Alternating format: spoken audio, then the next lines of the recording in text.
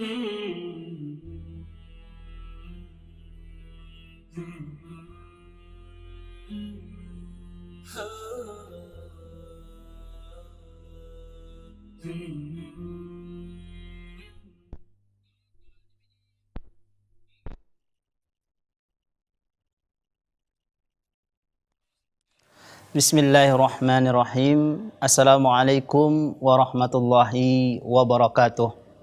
Innal hamdalillah nahmaduhu wa nasta'inuhu wa nastaghfiruh wa na'udzu billahi min syururi anfusina wa min sayyiati a'malina. Man yahdihillahu fala mudhillalah wa man yudlil fala hadiyalah. Asyhadu an la ilaha illallah wahdahu la syarikalah wa asyhadu anna Muhammadan abduhu wa rasuluh amma ba'du. Sahabat keluarga muslim yang dimuliakan Allah dimanapun Anda berada, pemirsa Salam TV, kembali lagi di siang ini yang berbahagia ini kita kembali dalam program kajian Kitab Tauhid selama kurang lebih 1 jam ke depan. Dan hari ini seperti biasa kita ditemani oleh Ustadz kita yaitu Al-Ustadz Ali Masnur. Kita akan sapa beliau terlebih dahulu. Assalamualaikum Ustadz. Waalaikumsalam warahmatullahi wabarakatuh. Ya, terima kasih banyak Ustaz sudah hadir bersama kita di sini. Bagaimana kabarnya Ustaz siang ini Ustaz? Alhamdulillah sehat walafiat. Alhamdulillah. Ya, baiklah Ustaz, kemarin kita sudah mengkaji pada pertemuan sebelumnya yaitu tentang sihir Ustaz ya. Dan hari ini apa masih di dalam bab sihir atau kita lanjut lagi Ustaz? Iya, pada hari ini pemirsa yang dimuliakan Allah Subhanahu wa taala, kita akan menjelaskan tentang perkara-perkara yang dia tersebut mirip dan ada kaitannya ya dengan sihir. Jadi di sini pada bab ini disebutkan oleh Syekh Muhammad At-Tamimi ada beberapa hal yang dia tersebut merupakan bagian dari sihir yang harus dihindari dan harus dijauhi oleh seorang muslim. Oke. Ya. Baiklah, saat itu dia sahabat keluarga muslim yang akan kita bahas siang ini. Oleh karena itu bagi sahabat keluarga muslim kiranya untuk bersiap-siap menyiapkan pulpen atau bukunya, dan bagi Anda yang ingin mengirimkan pertanyaan boleh juga ke SMS center kami di 06179444 di 01 di 0813 mohon maaf sahabat keluarga muslim di 081370031616. Ya, inilah dia program kajian Kitab Tauhid.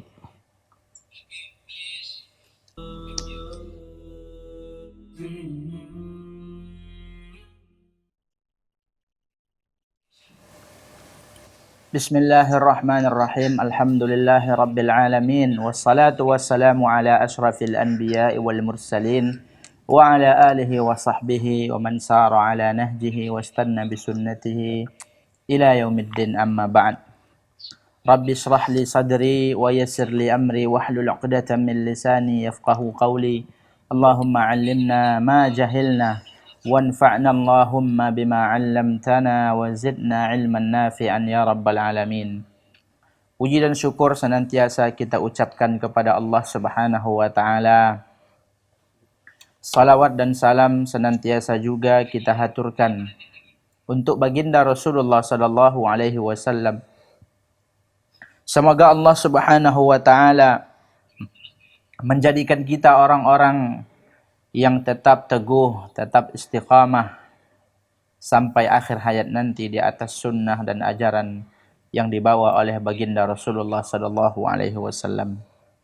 Pemirsa Salam TV yang dimuliakan Allah Subhanahu wa taala, kembali kita bersua pada program kajian Kitab Tauhid yang mana sedikit demi sedikit bab-bab yang ada dari Kitab Tauhid ini telah kita selesaikan pada hari ini, pada siang yang penuh berkah ini insyaallah, pada hari-hari yang Allah cintai ini, yaitu 1 sampai 10 Zulhijjah, kita melanjutkan program kajian Kitab Tauhid kita.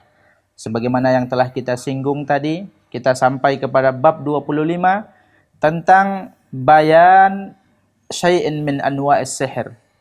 Bab tentang penjelasan macam atau bagian atau bentuk dari sihir. Jadi pada bab ini Syekh Al-Imam Muhammad At-Tamimi rahimahullah rahmatan wasi'ah menyebutkan ada beberapa perilaku ada beberapa perbuatan, ya. Ada kira-kira sekitar 7 hal atau 7 perilaku yang dia itu merupakan macam atau bentuk dari sihir. Dan itu harus dihindari oleh seorang muslim. Walaupun memang tidak semua yang dari yang 7 ini termasuk bagian dari sihir. Akan tetapi yang beliau sebutkan ini itu merupakan bentuk atau macam dari perbuatan sihir. Dan pada bab yang telah berlalu, pemirsa yang dimuliakan Allah, telah kita jelaskan bahwasanya sihir itu ada dan hakikatnya nyata, dan Allah Subhanahu wa taala telah menjelaskan bahwasanya orang-orang yang mempelajari ilmu sihir, ya, atau melakukan praktek sihir menyihir, dia bisa jatuh kepada kekafiran. Dan telah kita jelaskan juga, pemirsa yang dimuliakan Allah, bahwasanya hukuman yang diberikan oleh syariat Islam kepada tukang sihir atau penyihir adalah dia tersebut, ya, disuruh taubat, kalau tidak dipenggal lehernya, ya, dibunuh, karena dia merupakan orang yang melakukan kerusakan di bumi Allah Subhanahu wa taala. Maka pada bab ini, ya, ada beberapa hadis dan beberapa athar yang disebutkan oleh Syekh Muhammad At-Tamimi sebagaimana kebiasaan beliau. Ketika beliau menyampaikan suatu permasalahan, selalu saja permasalahan itu dibangun di atas dalil. Dan ini merupakan metode salafus saleh yang diikuti oleh Syekh Muhammad At-Tamimi. Berbicara tentang agama, kita harus menyodorkan, menyiapkan dalil baik dari Al-Quran dan Sunnah Rasulullah SAW. Dalam bab ini beliau membawakan riwayat yang dikeluarkan oleh Al-Imam Abdul Razak dalam musannafnya, begitu juga oleh Imam Ibnu Abi Syaibah dalam musannafnya, begitu juga Imam Ahmad. Imam Ahmad bin Hanbal rahimahullahu rahmatan wasi'ah mengatakan, haddatsana Muhammad bin Ja'far, haddatsana Auf, telah menyampaikan kepada kami Muhammad bin Ja'far, telah menyampaikan kepada kami Auf, kata Imam Ahmad.